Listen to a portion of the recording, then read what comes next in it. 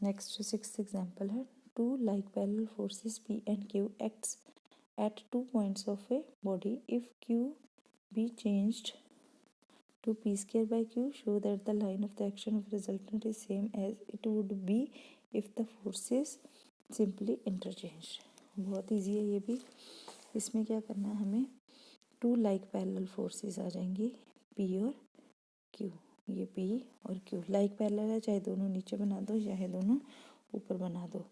क्या है यहाँ पे, two like parallel forces P and Q at 2 points of a body if Q P interchange to P square by Q square. मतलब ये जो P और Q हमने लाइक पैरेलल किया है, कहते ये लाइक पैरेलल ही रहेंगे, पर Q को हम किससे इंटरचेंज कर देंगे, P स्क्वायर बाय Q के साथ। ठीक है, ये इसका रिजल्टेंट आ जाएगा P प्लस Q, ये इसका रिजल्टेंट क्या आ जाएगा P plus P square by Q। ठीक है, और नेक्स्ट आगे क्या है, show that the line of action of the resultant is same as it would be if the force be simply interchange. कहते अगर हम सिर्फ क्या करें, P की जगह Q लिख दें और Q की जगह P लिख दें, तो ये जो रिजल्टेंट आएगा वो क्या आएगा, इसके इक्वल आएगा। ये रिजल्टेंट और ये रिजल्टेंट सेम आएगा, चाहे Q का हम P स्क्वायर बाई Q से इंटरचेंज कर दें, P की जगह P स्क्वायर बाई Q कर दें, चाहे P और Q को आपस में चेंज कर दें, इसका रिजल्टेंट और इसका रिजल्टेंट सेम आएगा। तो सम देखते हैं, P और Q एक्ट कर रहे हैं A और B पे रिस्पेक्टिवली, A और B पॉइंट पे रिस्पेक्टिवली P और Q जो है लाइक पैरेलल फोर्सेस है। Q is interchanged to this and the resultant will be act at C। तो C पॉइंट पे कहते हैं ये रिजल्टेंट आ जाएगा P plus P square by Q। तो हम क्या लिखते हैं, P divided by C1B, P square by Q divided by AC1 और P plus P square by Q divided by AB। यही होता है कि वन जो फोर्स ले रहे हैं, बाकी जो फोर्सेस बच गई उनका डिस्टेंस, ये फोर्स ले रहे हैं तो इन दोनों का डिस्टेंस, ये फोर्स ले रहे हैं तो इन दोनों का डिस्टेंस। तो यहाँ पे हमने ये लिख लिया, यहाँ से हमने इसको और इसको इन दोनों को ले लिया। BC1 is equals to P into AB divided by P plus P square by Q। तो यहाँ से इसको सॉल्व कैसे किया,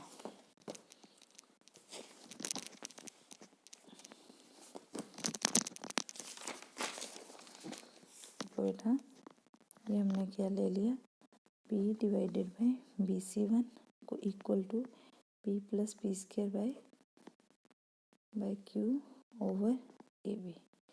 तो P into AB divided by P plus P square by Q over, ये इधर चला गया, ये नीचे आ गया, ये BC ऊपर चला गया, BC1।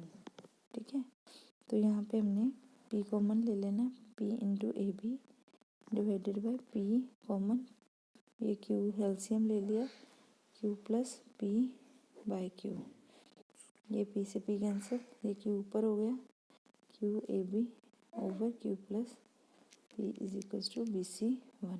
ठीक है, तो यहाँ से हमारे पास BC1 is equals to Q into P plus QAB आ गया। ये आ गया था ना, BC1 is equals to Q into AB by P plus Q, ये आ गया। अब हमने इंटरचेंज वाली ले लेनी है, A divided by C2B, P divided by AC2 और Q plus P divided by AB, ये आ गया। फिर से हमने दो ले लेनी है, ये वाली और ये वाली, क्योंकि हमें BC1 और AB चाहिए, ये ले लिया हमने। अब यहाँ से BC2 इधर चला जाएगा, AB ऊपर चला जाएगा, ये डिवाइड हो जाएगी। अब BC2 और BC1 दोनों देखो, BC2 और BC1 क्या है, दोनों सेम आ रहे हैं, from 1 and 2 BC1 is equal to BC2, therefore C1 और C2 क्या है, कोइंसाइड कर जाएंगे, हेंस द रिजल्ट, यही हमारा रिजल्ट था। ठीक है, यही हमने प्रूव करना था कि दोनों का रिजल्टेंट सेम होगा। नेक्स्ट 7th एग्जाम्पल है, rod AB, length A plus B, weight W है, has its centre of gravity of at a distance A from A it rests on parallel knife edges at a distance c apart in the same horizontal plane so that equal portions of the rod project beyond each knife edge show that the pressures of the knife edges are this weight and this weight. बहुत easy है ये भी. ए और B same जैसे हमने 5th example की है ना, एक रॉड ले ली थी ए और बी, ठीक है, ये 2 पेग्स ले लिए, ठीक है. इसकी डिस्टेंस हमें दिया हुआ ए प्लस बी, ठीक है, और वेट इसका जो है सेंटर में डब्ल्यू है, ठीक है. ये जी पॉइंट ले लिया हमने, ये सी और डी पॉइंट ले लिया हमने, ठीक है. अब ये जो है नाइफ एजेस जिसको बोला हमने पेग लिया था उसमें यहाँ पे नाइफ एजेस बोला गया, ठीक है. इनका डिस्टेंस कितना है सी, यहाँ से लेके यहाँ तक का डिस्टेंस कितना है सी, ठीक है. अब हमें फाइंड क्या करना है, देखो ये हमारे पास यहाँ से लेके यहाँ तक का डिस्टेंस कितना है सी, ये सेंटर में वेट, ये जो पेग है जहाँ पे ये रोड अटकी हुई है, यहाँ से एक प्रेशर जा रहा है ऊपर को, इस प्रेशर का नाम आर दे दिया, इस प्रेशर का नाम एस दे दिया, ठीक है. अब देखो बेटा ए सी और डी बी, यहाँ पे देखो क्या लिखा आगे,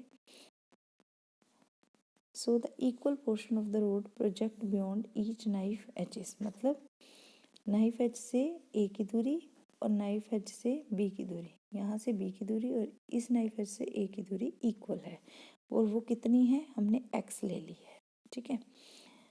अब ए बी जो टोटल ए बी है उसको हमने कितने हिस्सों में डिवाइड किया, A C plus C D plus D B, तो 3 हिस्सों में डिवाइड किया. Total A B A plus B के इक्वल है, ए सी भी एक्स है और डी बी भी एक्स है, ये हमने यहाँ से ले लिया. और सी डी की दूरी हमें कितनी दी हुई है सी, स्मॉल सी दी हुई है, ठीक है. डिस्टेंस कितना था नाइफ एजेस का सी पार्ट, तो ये सी आ गया. यहाँ से हमने एक्स की वैल्यू निकाल ली, ठीक है. अब देखो सी जी कैसे लिया, ए जी माइनस ए सी, ए जी कितना है टोटल ए प्लस बी है, तो ए जी कितना है ए ले लिया इन्होंने, और ए सी कितना है एक्स है, ए सी हमने एक्स लिया था, और ए जी ए है और जी भी बी है, यहाँ से लेके यहाँ तक ए लिया है और जी से लेके बी तक बी वन लिया है. तो यहाँ से क्या आ गया ए माइनस एक्स की ये वैल्यू फिल कर दी यहाँ पे, तो यहाँ से हमने सी जी निकाल लिया, ठीक है. अब हमने जी बी निकालना है, पहले सी जी निकाला है, अब जी बी. सी एक नाइफ एज से जी की दूरी, दूसरे नाइफ एज से बी की दूरी. अब इसको कैसे लिख दिया जी डी निकालना ना, फिर जी डी को कैसे लिख दिया G B minus D B, ठीक है. अब जी बी हमारे पास बी है, बी माइनस एक्स, फिर एक्स की वैल्यू फिल कर दी, तो ये हमारे पास सी जी और जी डी ये दोनों पॉइंट्स आ गए, ठीक है. तो वो पॉइंट्स आने के बाद हमने R divided by S divided by W divide किया, तो ये हमें पता है आर किसके साथ डिवाइड होगा इन दोनों की दूरी के साथ, एस किससे ना डिवाइड होगा इन दोनों की दूरी के साथ, और जी किसके डिवाइड होगा सी और डी के साथ. तो ये हमने सब कुछ निकाल लिया है, ठीक है.